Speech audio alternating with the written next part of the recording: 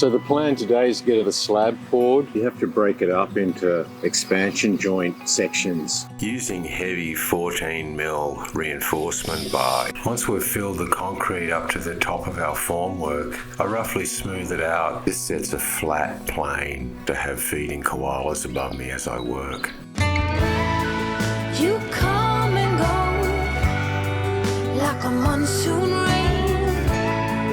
You hide and show like a lightning bolt. You have it all. The practical reason for this project was to create access from the driveway to the deck. My client also wanted access directly from the deck into the garden. Another element of this job was creating this bench seat. I used the original planking material. It was on the original bench seat that we replaced with this stone staircase. So the customer liked the bench seat for sitting here enjoying this beautiful garden. It also doubles up as a stairway access to the garden area from the deck.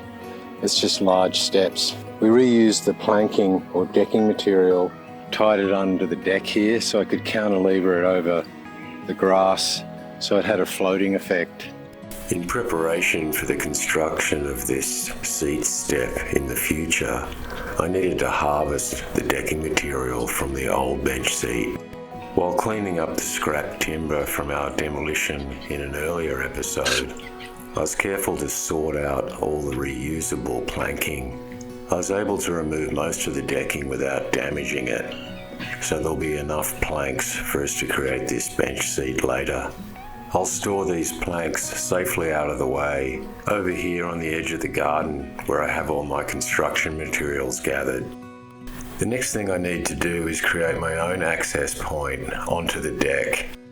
All my tools are stored under this veranda and I'll be needing to access them throughout the construction process. Because we've removed that bench seat, there isn't any easy way to get up to the deck, and it's going to be some time before we have the concrete staircase in place. I'm using some of my pre-formed timbers that I use for retaining walls to create a temporary staircase here. I'm fixing it together with the minimum amount of screws, but I need it to be strong enough so it doesn't fail as I'm walking up and down it. This is a common situation with my job sites. Because I'm constructing pathways and staircases, I often need to create my own temporary pathway or staircase for safe and easy access of materials and tools. In the last episode, we got all the formwork and gravel prepared for the concrete we're going to pour today. So the plan today is to get a slab poured, because over this week we're trying to get as many slabs poured as possible so we can start building this staircase up. When you've got a really long pathway like this, you have to break it up into expansion joint sections. It helps me manage how much concrete I can mix and pour and get into a form in a certain time. And also from an engineering point of view, you need to break up a pathway like this with expansion joints, because if we try to pour the whole thing in one piece of concrete, because a slab this long is likely to crack. So by pouring it in different sections, we control where the crack is. So the plan here is to sort of checkerboard our concrete pours. We're going to be building a staircase here. So right on this edge is one of our separation joints, which will be invisible because that's where the stone will run into the bottom of the stairs. And the rest of the slabs I've paced out evenly. I'm measuring out the reinforcement mesh we're going to be using in this foundation here on the grass next to our pathway. The mesh comes in large sheets, 4 meters by 2.5 meters. Our pathway is 1200mm wide, so here I'm cutting them into 1200mm strips so they'll fit inside the pathway. I'm using a steel cutting disc on my large grinder, wearing iron ear protection. It makes sense to cut the mesh for the entire project, although I'll only be using one of the pieces today for the staircase foundation. Using heavy 14mm reinforcement bar in combination with our mesh adds a lot of strength to our pathway. Here I'm cutting those pieces up with my small grinder. To set our reinforcement mesh up in our formwork, I'm using these little plastic supports. which are designed to hold rebar. Our slab is only going to be 75mm thick. These are designed for 100mm thick slabs, so I have to dig a little bit of the gravel out of the way to get them in place. We need the reinforcement mesh to be about halfway inside the slab. These plastic supports help the rebar stay in place as we pour the concrete into our forms and ensure the reinforcement steel ends up setting in the right place. Once I've created a sturdy platform with the 14mm rebar sitting on the plastic supports, I add the mesh on top. I take my time to adjust the mesh into the right position. We need to have a gap between the steel and the timber forms around the entire perimeter of the slab. We secure this mesh to the heavy rebar with wire ties. I get the process started with my fingers and then finish it off with a set of pliers to get it really tight and strong. I always start mixing my concrete by adding the sand and gravel first. It comes pre-mixed in the right ratio, ready to go. After I've added half the gravel I need to my mixer, I add the water. Then I add the Portland cement. My standard ratio is about 6:1 Portland cement to sand and gravel, which means 6 shovels of sand and gravel to 1 full shovel of Portland cement. I add the shovel load of Portland cement a little bit at a time to help it mix properly with the gravel and water. Once all the ingredients are thoroughly mixed together, I dump them into my barrow. I've laid down a piece of plywood to create a small ramp so the barrow full of concrete can access the form without disturbing it too much. The first batch of concrete is added quite gently and slowly so the reinforcement mesh doesn't get pushed out of alignment. I use my trowel and rake to agitate all the concrete into the bottom of the rebar mesh. We just continue this process of filling up this form until we get the concrete to the top of our timbers. Daydreamer, kidnap me. Take me back, all the way back to them days. Daydreamer, kidnap me. Have me running around in a gown and a crown, barefoot.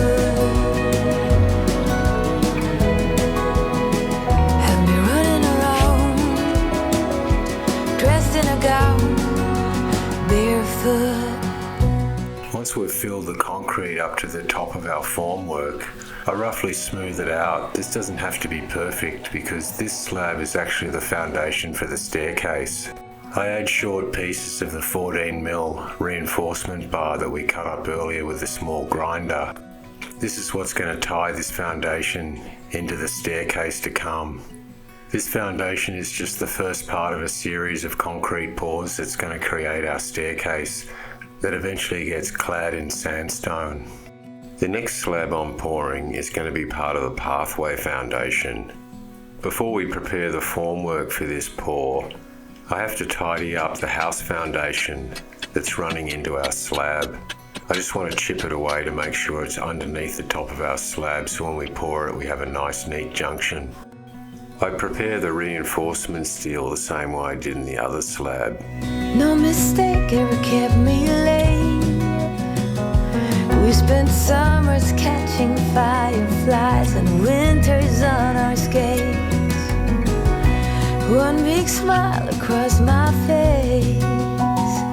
We used to dance our way to church on Sundays.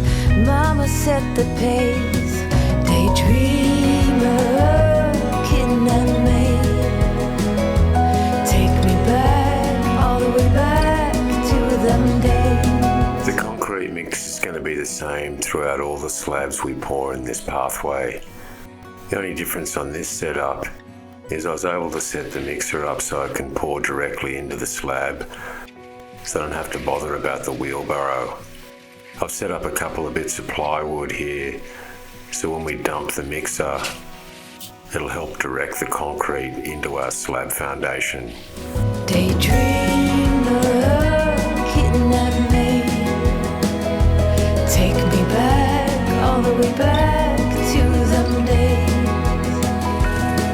Daydreamer looking at me, and me running around in a gown and a crown.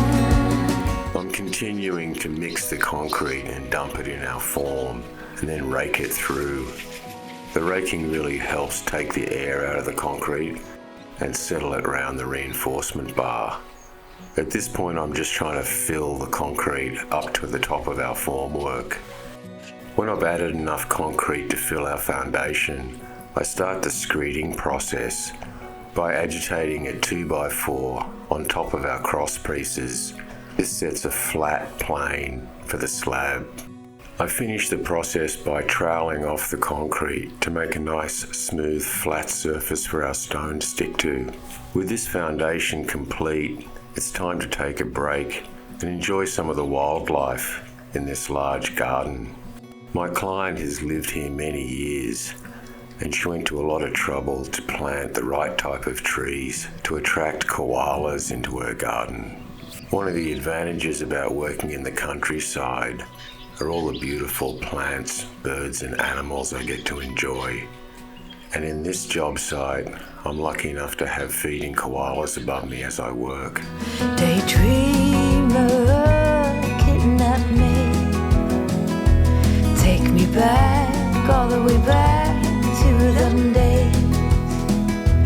Running around in a gown and a crown, barefoot. I always like to take a break and enjoy the beauty of nature. It helps me get present, quieten my mind, and then I get back to work. Whilst the slab we just poured hardens up, we're going to move back to the foundation of the staircase. We've pulled this slab out with reinforcement bar set in it. That's because we're going to be building a staircase on top of this. So this is to help connect everything into this foundation slab that we've poured.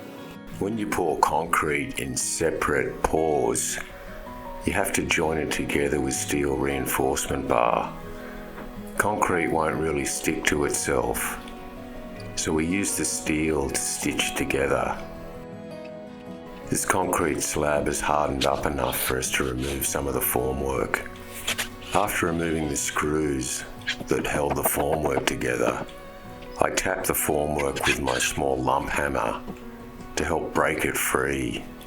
We can now see that the pours come out really solid, and we're ready to move on to the next stage of this staircase. Join me on the next episode as we continue our staircase pathway. Take me back, all the way back to them days. Daydreaming looking at me, and me running around in a gown and a crown, barefoot. And me running around, dressed in a gown, barefoot. Thanks for joining me this week on my YouTube channel. Check the link below, and while you're at it, hit the subscribe button or make a comment so I can help you with your future construction solutions. And don't forget to follow our channel for more ideas and how-to tips for home and garden projects.